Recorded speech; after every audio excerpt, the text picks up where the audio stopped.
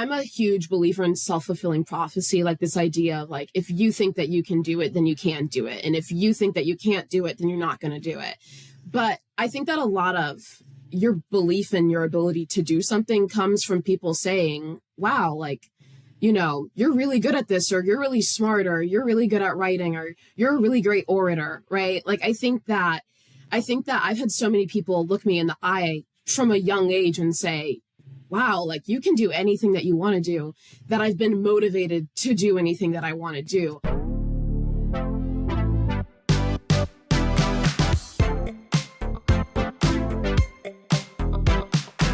Let's take a quick moment to thank the people that support and sponsor the podcast. When life takes an unexpected turn, you deserve someone who will stand beside you. St. Louis attorney Chris Dully offers experienced one-on-one legal defense. Call 314-384-4000 or 314-DUI-HELP, or you can visit dullylawfirm.com. That's DULLE lawfirm.com for a free consultation.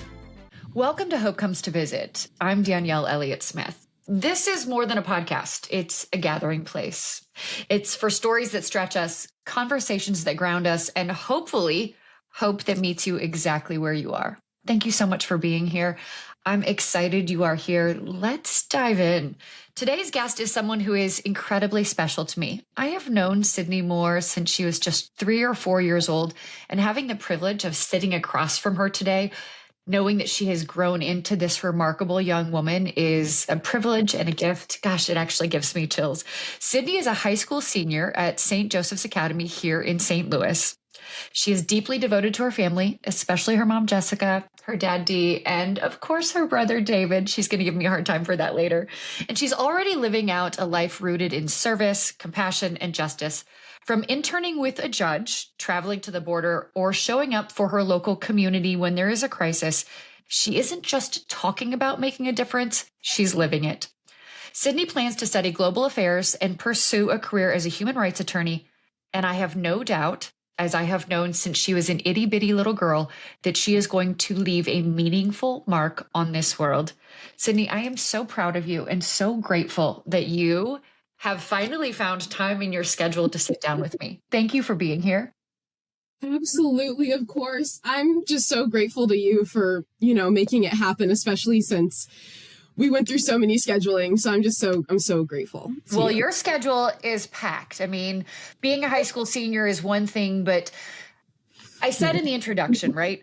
I want to say that since you were 6, 7, 8 years old, I kept thinking this little girl is going to change the world. And that depth of faith in you has done nothing but increase as I have watched you continue to grow. Tell me, where do you want to go with your career, and what is that desire and determination rooted in? Well, it's really funny because my dad really wants me to, you know, go to Wall Street and make a lot of money as like a corporate attorney or something like that. Which you could do. I could do it. But I think that for me, I've always had this understanding of the world where in my head I was just like, why would I do anything if I'm not helping others? Why would I do anything if it's not an opportunity for me to learn? Like I'm a lifelong student is how I like to think of it. And I've always known that like no matter what career path I went down, like I would always do something that allowed me to immerse myself fully in others. And so from there, I just knew that for now, at least I want to be a human rights attorney. And if I go to college and decide that changes, then I'm always open to, you know, changing the path a little bit. But for now, the goal for me would be to, you know, travel abroad, maybe work in an embassy, maybe work with an NGO, something like that. Or maybe stay local and work as an immigration attorney. I know that my paths are kind of like all over the place, but my goal is just to make sure that I'm doing something that allows me to learn from other people and serve in some capacity. See, this is what's so interesting is that I'm listening to you, and you in many ways are so aligned with where I was at your age. I don't know if you know this, but one of the first things I ever wanted to do was be a civil rights attorney, and I wanted to work for Morris Dees.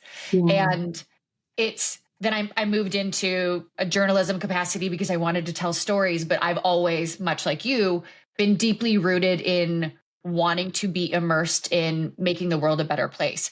And I wanted to have you on here because, and this gives me chills too, you are what looks like hope to me. I look at you and I think you are hope for this next generation of what is coming. And knowing that there are young people like you who look at the world and think, how can I help? What can I do to make this life, this world a better place? Gosh, it fills my heart so deeply. Thank you so much. Honestly, I have a lot of friends, and like just throughout all of the, traveling I've done and the programs I've done and the people I've worked with, I feel that way about like the other teenagers who I know who are like me. And even the ones who aren't like me. I really love people, I guess, who are willing to sit down and challenge themselves.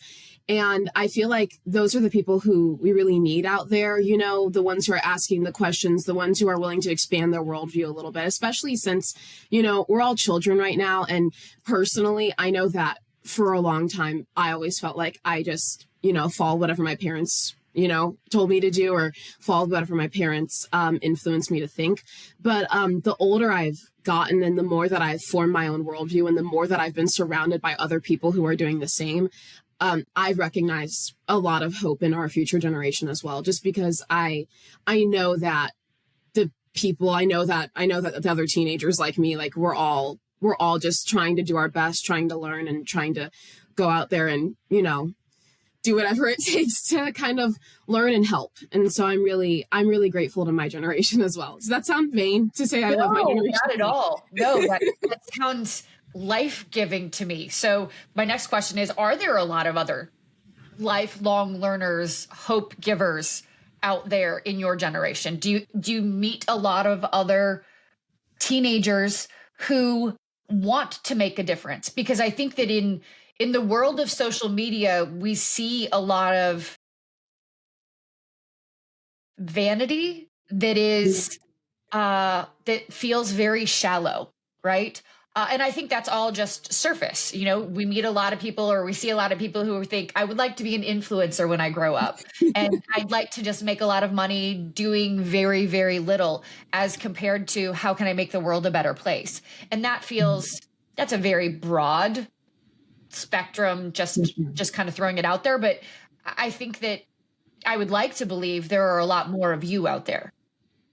Oh I totally understand. I'm actually so glad that you brought that up, because I really do think that social media kind of has been this like downfall a little bit of the way that we view other people, because it kind of shields us a little bit from that authenticity, that like raw human interaction that just allows you to really get to know people.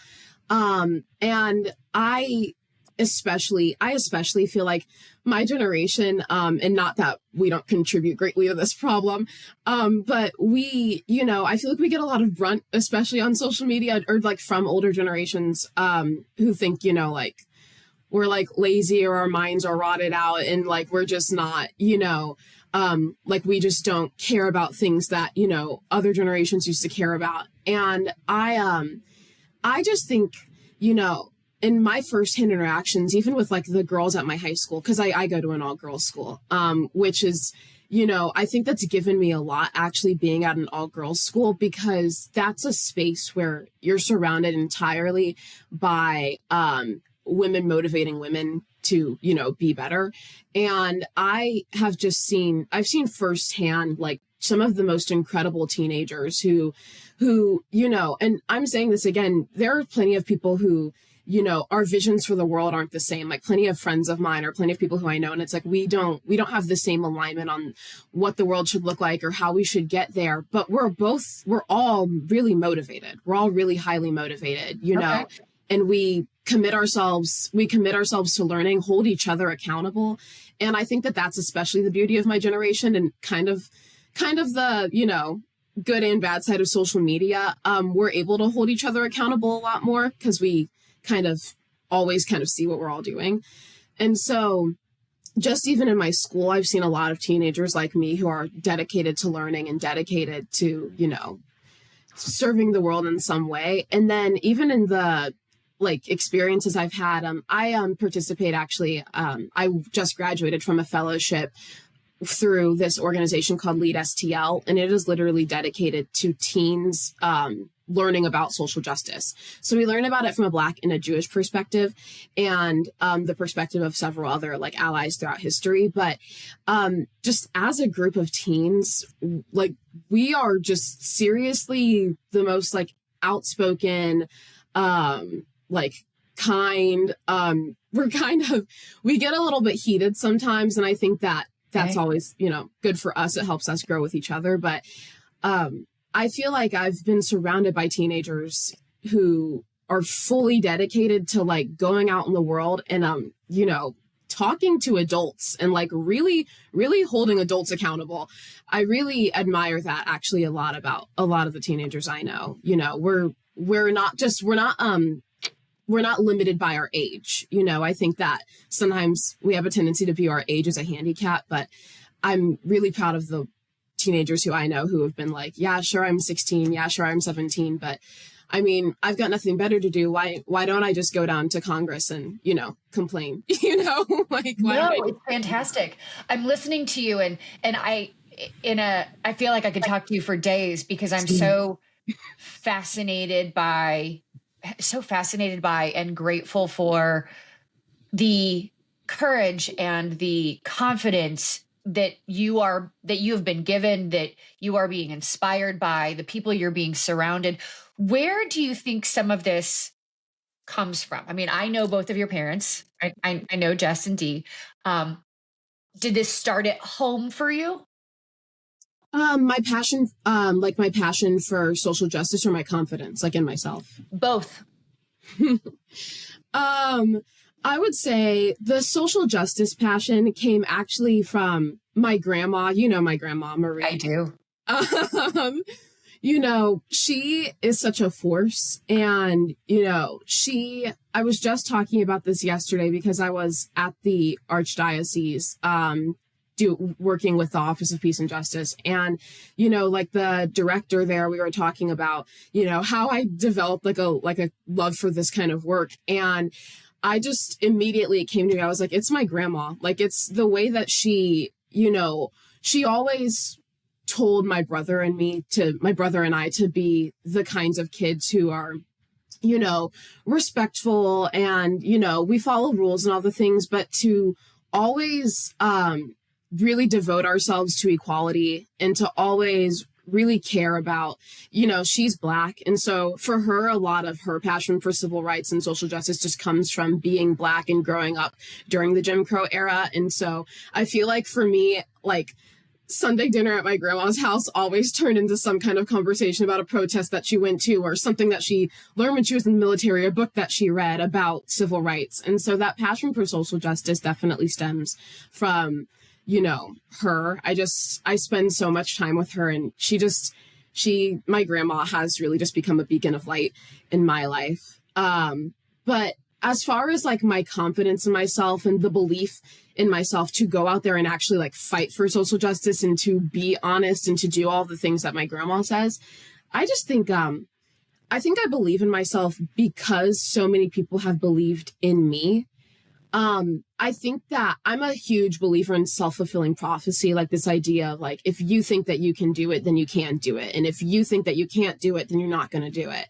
But I think that a lot of your belief in your ability to do something comes from people saying, wow, you're really good at this, or you're really smart, or you're really good at writing, or you're a really great orator, right? I think that I've had so many people look me in the eye from a young age and say, wow, you can do anything that you want to do, that I've been motivated to do anything that I want to do. I think that a lot of people don't always get that opportunity or don't always have that support system, because I've had you since my very like you said, 3 or 4, like I've had you for my whole life pretty much to be able to say to me like, wow, Sydney, like you're going to do amazing things one day. And I think that I know way too many people who haven't had somebody in their life say that to them. And I think that that really does make a world of difference in the confidence that you have and also your hope for the future. Because like my hope comes from people telling me that I can have hope. And I think that that often gets robbed from us. Oh, that's so beautiful. I love that. I love that you can drill down the idea that so much of our confidence can come from the people around us, which is a really important thing to recognize, right? So that those simple kindnesses that we give to others can be the seeds that people sow into big and beautiful things in their future, right? Just those simple things that you're saying, that the light that you can see in someone, tell them, right? Yes. You see a light in someone. And I've always had a firm belief that if I see something in someone, whether it's beautiful eyes or they look great or I like their smile, or I always say it, whether it's going through the drive-through or the cashier at the grocery store or the person waiting on us at a restaurant, because you have no idea what type of a day someone's having, right? Mm-hmm. So do you have the opportunity to flip someone's day, right? And you are a personification of what it looks like to take all of those small seeds that have been sown in you throughout your lifetime and turn them into this great, big, beautiful life, but without a level of hyperbolic confidence that is, you don't want to be the smartest person in the room because you want to keep learning. And even at 53, I want to keep learning, right? I'm learning from you right now. And I love that. I love that. What would you say to teenagers who are a little bit younger than you or who are about your age, who are waffling with the idea of having the confidence to speak up? For sure. Well, first of all, like to any teenager out there, if somebody hasn't told you this, like you can do it. Like you have the ability to do it, because like I said, a lot of people were able to tell me that from a young age. And so that motivated me. And I think that everybody has the capacity to do it. We just aren't reminded enough. And so I would definitely say to teenagers out there, like you're not limited just to what people have told you. But then also on top of that, I don't know. I feel like the easiest thing to do, if you're really like going back and forth between whether or not you want to be active, or also what kind of leader you want to be, because you don't always have to be like really vocal to be the leader in the room. You can be a leader in the way that you act. You can be a leader in the way that, you know, like maybe you're just the person on the team who's hyping everybody else up, and that is totally just as much of a leader as, you know, the captain is. So I would say, you know, no matter who you are and no matter what, like it's always okay maybe to start with what's right in front of you. You know, like if you're, this is the method that I use whenever I'm cleaning my room, because my room's always a mess. And for me, it's always like, I'll start with this corner of my room, and then I'll work my way over to this corner of my room. And then I'll tackle the really big thing that's been stressing me out about my room. And then I'll go and I'll do this thing, right? It's like, compartmentalizing and saying to yourself, this is a really big thing that is really important to me and that I want to do. How can I start it here? You know, so maybe your first step towards, you know, combating anti-Semitism in your community is like, maybe I'm going to read a book, right? Maybe I'm going to read a book about it. Okay, now that I've read this book about it, you know, I'm going to do a little bit of research about it. And maybe then I'm going to talk to my friends. I'm going to talk to a teacher, right? About maybe something that I've seen happening at my school. And then, you know, maybe I'm going to start a club, and then maybe I'm going to have a fundraiser, right? It's like, maybe, I think that you can always build on it, and just do like kind of like a yes and, like, yes, I've conquered this, and here's what I can do next. And yes, I've done this, and I can do more. Like, there's always, you never have to start out with just like the biggest thing in mind. You can always, it sounds very cliche, but it really is just enough to start small and really start within. Like I said, like, my first thing that I always do before I tackle anything is like learn about that thing, because that's what's going to inform every single thing about how you act about that thing. And so I just think, start small, and then you can build on it. Don't overwhelm yourself or, burn out by like by tackling too much at once. Like, think, what is the smallest thing I can start with, and build on that. With all of the things you've done, have you had moments where you felt overwhelmed and you've looked around the world and you thought, wow, I'm one person. Can I make the difference I want to make? Oh my gosh. Like, absolutely. I think that honestly, a lot of this anxiety came to me recently. Just being a senior in high school, it really puts a lot of stuff into perspective, and you feel like you're like in between worlds right now of like, I was a kid and I had all this time to figure out my life. And then now I'm sitting here and I'm like 18 years old, and I talk to my friends about this all the time, but every single time I see like a freshman in high school or like an 8th grader, all I do is like, I just feel so old, because I'm like, I feel like I'm running out of time to really, experience things. And even though I'm just 17, like, it's not, like, the world's not going to end. But this past year, I had a lot of anxiety. Like, I was just, honestly, like, I was so burnt out and overwhelmed from like giving 100. I give like 110% for everything that I do. And I'm proud to do it. I'm proud to do it, and I'm grateful because, I love that I have the ability to, put that much effort into stuff. But it like nearly destroyed me first semester. Like, it's heavy, it's heavy, and it's there's so much. If you give 110 and 110 and 110 and 110, all of a sudden this is zero, right? And you find yourself unable to pour from an empty cup. So what do you do to take care of you? Well, like, I think that the first big like moment where this happened, right, was like, I'm a teenage, I'm a girl, like, I have meltdowns, right? Like, it happens to everybody. But like, my first like really, really bad like existential moment was like, I was sitting in like the bread co on Highway K, and I was like, doing work. And it was a Sunday evening, and I had an essay due the next day, and I had just come back from like a conference for youth and government at Jeff City. And I was like sitting on my laptop, and I was like trying to do my homework. And then all of a sudden it was like, I'm staring at like the cursor, and you know how like the cursor will like blink in and out. It's like the cursor's like blinking. Yep. And I'm like staring at it. And then like, I couldn't breathe. Like, it was like it was like an out of body experience. I just felt like this like overwhelming sense of like paralysis and like helplessness. And, I like started like tremoring, and, I like got up, I went outside, I was about to call my friend because, she's like faced a lot of anxiety, and we've like talked about this before, but I really just wanted to talk to my mom. Like, I really just wanted my mom. And, we were just talking about like pouring into other people's cups. Like, there were these really nice strangers who were like helping me like navigate this like panic attack in the bread co.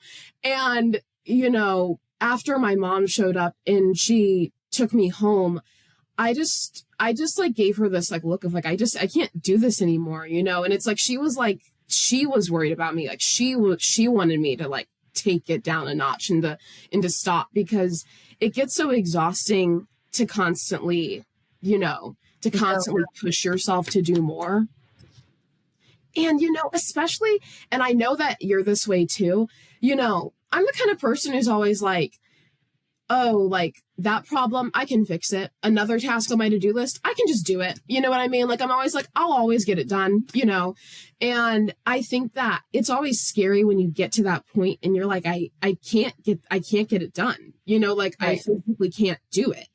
And it's like, it's such like a humbling moment for somebody like me who's like, I'm just gonna go out there and I'm just gonna do it. I'm gonna fix everything. And I'm gonna solve all the problems. It's gonna be great.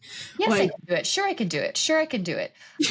Years ago, I had an aha moment when I was on book tour, and a woman said, and it came from a blog post, but the phrase was, if it's not a hell yeah, it's a no, right? So I started changing things in my life when people would ask me if I wanted to do something professionally or personally. I started to say, is this a hell yeah for me? Like, do I really, really, really want to do this? And if it wasn't, I said no, because I had been saying yes to so many things and spreading myself so thin that the things that I didn't really want to do were the things that I found myself at 3:00 in the morning, staring at the cursor, trying to do, curled up in the fetal position, trying to force myself to do because it wasn't in me. I had just said yes because I felt like I had to do everything. So at some point, you will find yourself in the, is it a hell yeah or is it a no? If it's not a hell yeah, it's got to be a no. Because now, moving into adulthood, you get to narrow down the things that really make you sing, really make your heart feel like it's in the right place and light you up. And then you get to say, that's not necessarily for me. I mean, in the beginning, you were listing off so many of the things that are interesting to you. Right now, you do still get to try out. It's like trying on different pairs of shoes, right? You're figuring out what feels right. So many of them fall into the making the world a better place, serving others, how can I help category. And as you move forward, you'll figure out whether or not you like the highest heels or the moderate, or you want to be in sneakers, right? And that will help you figure out what's the most comfortable and what helps you move the fastest and what makes you feel the tallest. And I'm excited to watch you go, because I think there may be days where you're in high heels and days when you're in sneakers, and everything else in between, you'll be like, I'm good, right? How do you define hope, Sydney? How do we define hope? In Catholic social teaching, you know, there's like this idea, like this definition of love that is like, love is to will the good for another. As in, like, you know, to want that good for somebody and to act in a way that promotes that good for somebody. Like, to love somebody is to do that. And, you know, I think that, like, to love yourself has to be the same way. Like, how can I will this, like, good for another? How can I will good for myself?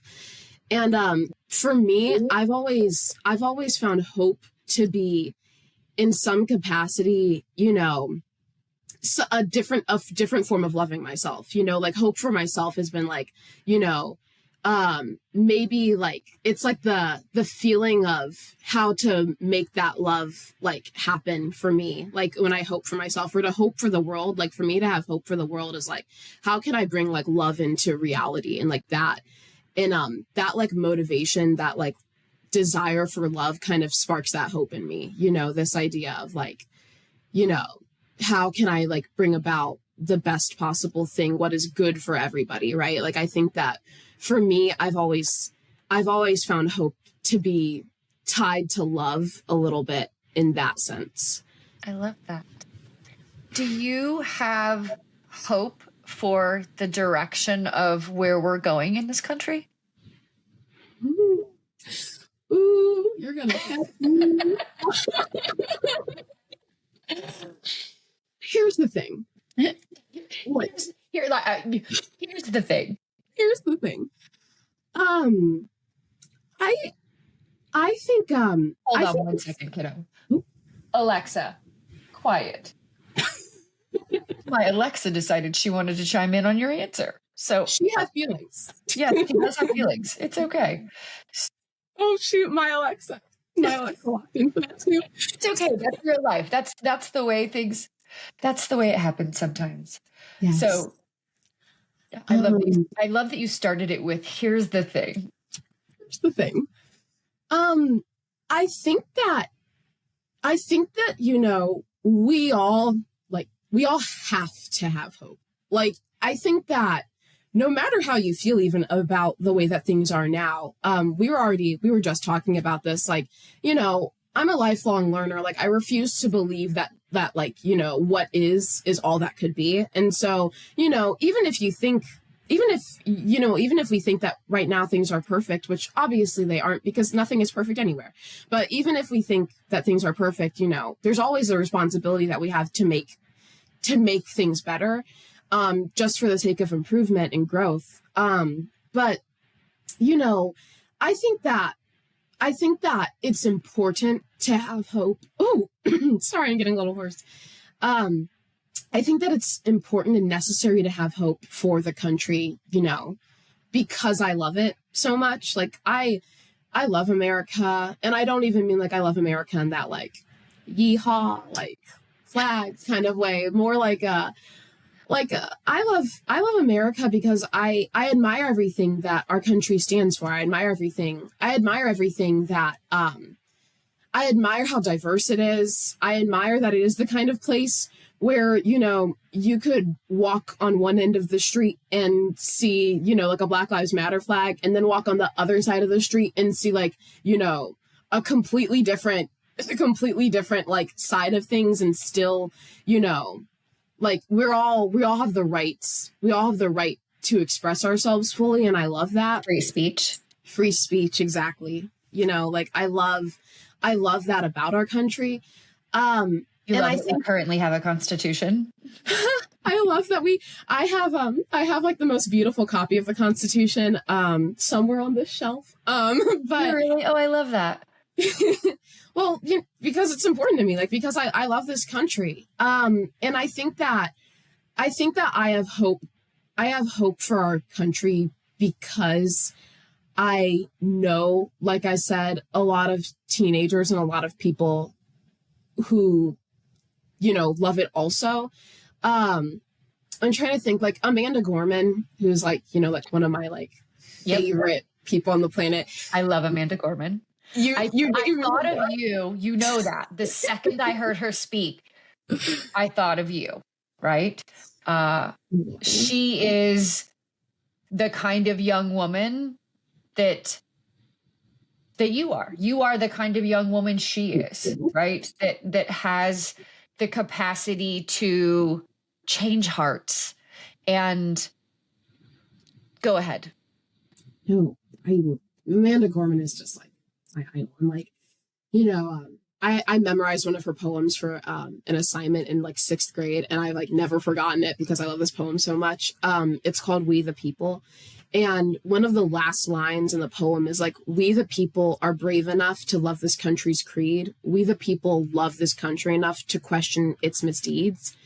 And I think that it shows this responsibility that comes from loving something, you know, this responsibility that comes from loving this country and loving this nation. You know, like if we love it so much, we have to hold it accountable. We have to hold we have to hold each other accountable to, you know, our behaviors and our actions. We have to hold our legislators accountable, no matter what party, no matter what. Like, we have to hold our legislators accountable because we put a lot of trust and a lot of power into their hands. Like, and that power is power that we gave them, right? And it's like, we have to make sure that they're wielding it responsibly and in a way that is like promoting the dignity of all of us, right?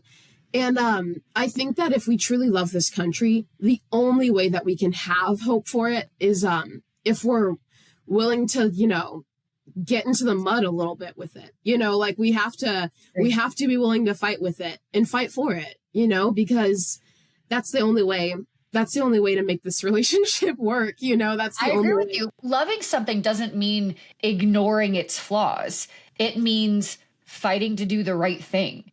It means holding it accountable and saying we can do better. Right. Yes. And when you mention relationship, I mean, think about any relationship you have. We do mess up and we do say, I'm sorry, I could do better. Right. And that to me is part of that relationship. And right now, I think there are a number of areas we could be doing a lot better. Unfortunately, there is not as much accountability as I would like. Yes, there's honestly, I think that we need to start treating politicians like they're people more. Like, I think that we need to treat them more like they're human beings more often, because, you know, at the end of the day, they are, you know, like, they're not gods. They're not infallible by any means, you know, and they're certainly imperfect, and that's okay. Like, you know, more often than not, we love them because they're people, because they show us all these sides of themselves where we're like, I understand you, I relate to you, and I have the same goals that you do.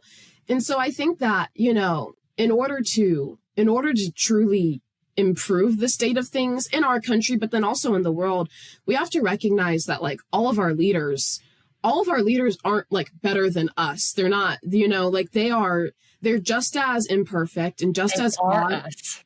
They are, yes, they are us. Because they are us and we have flaws, they have flaws. And it shouldn't be a surprise that they make mistakes. Mm-hmm. But we need them to take accountability and do better. Right. So of all the things you've done, you mentioned, I think, lead SEO, of all the trips you've taken, of the internships you've done, is there anything specific that has had the greatest, or a couple of things that have had the greatest impact on you that you might recommend other teenagers seek out and do? Okay. I think I know like the exact like moment. I think that, you know, the exact one that like shaped everything for me. Like I went on a trip to the border through this organization called Student Shoulder to Shoulder. So this was between my freshman and sophomore year. So it was right after, I think I was 15. And it was an organization that was dedicated to, like, you know, like service learning and like solidarity. And you're not allowed to have your phone for the whole week. And so I was 15. I could not talk to my parents. I was in San Diego, which is like one of the best cities on the planet. And I was just with a bunch of strangers, like just a bunch of people who I had like just met. And one girl actually coincidentally from my school. So she was a senior, but we kind of like ran into each other there. And on this trip, like we were sent there to essentially just like learn from immigrants, like learn from them about their journeys across the border, both like legal and illegal. We talked to deportees. Well, no human being is illegal, so I'm gonna rephrase that, but like both like documented, undocumented. And we learned from deportees. We spoke to a deported veteran, and it's like we spent the whole time pretty much like shrinking ourselves a little bit and focusing on how we can learn from other people. And I think that this is a fatal flaw that a lot of us have, you know, or at least, this is a fatal flaw of mine for sure. I'm the kind of person who, like, I always think that I'm right, you know, like it's difficult. It's difficult to like fight that urge to just always think that you're right. And I think that for me, what I loved about this experience in particular was it wasn't about me being right or me being wrong or me being, like you said, the smartest person in the room. It was the first time that I was like forced to sit down and like step off my soapbox and like just like learn from people, you know, because I'd been the kind of person who was like, I'm going to pick up my sign and I'm going to go out there and pick it and I'm going to yell and I'm going to do all these things and I'm going to fight. Right. But like I said before, you know, the most important thing that you can do before you do anything is learn. And I hadn't really given myself the chance to do it because I was so busy talking. I forgot to sit down and just like learn about the issues that I cared about. And so sitting down and like listening to immigrants just tell their stories and like, you know, recognize that like in order to make a difference, it can't be me talking for them. It has to be me walking in solidarity with them. Like it has to be me walking in solidarity with other people. And that set the tone for my like whole mission in life. Like that rerouted my whole goal in what I thought it meant to be, even like an attorney, to be a human rights attorney, because, you know, for me, I recognize that we often get into these positions of power, get these licenses or get these degrees or whatever to come out there and do these things. And then we forget about the people who are trying to work with and trying to help. And so I never wanted to be the kind of person who did that. And so from then on out, I've always been the kind of person who's like, I want to listen to you. I want to hear about what you have to say. And then we'll work together on a solution for it. Like, I'm not just going to say, here's how I'm going to fix your problem. Like, what is a solution that works for us to both help each other and help you? Like, you can help me learn and I can help you execute this and we can make it happen. Right. And I think that teenagers just need to like commit themselves to doing stuff like that more often. Like and I don't mean like everybody has to go to the border, or everybody has to go here and do that. Like, I just mean, you know, find a way to really immerse yourself with communities who you want to learn from, you know, communities that are different from yours. Find ways to immerse yourself in others, because that way you'll actually be able to shape yourself more and learn more to actually effectively do stuff. Like, you can never do anything like just by yourself. So finding ways to work in solidarity with other people, especially from a young age, like, is just so important, because that will make you better for others. I love this so much. This is not about you saving anyone. It's about you walking with people. Yes. And you can't treat people like charity cases, you know, like, people are so much more than that. You know, people are just, I'm a person, right? Like, it's like, you have to remember that, like, at the end of the day, no matter what language you speak or what you look like, or, you know, where you come from, and you have to remember that, like, at the end of the day, we're all the same. You know, I met a mother and a daughter at the border, you know, and they were so close and they cared so much about each other. And I was like, that's how I am with my mom, you know?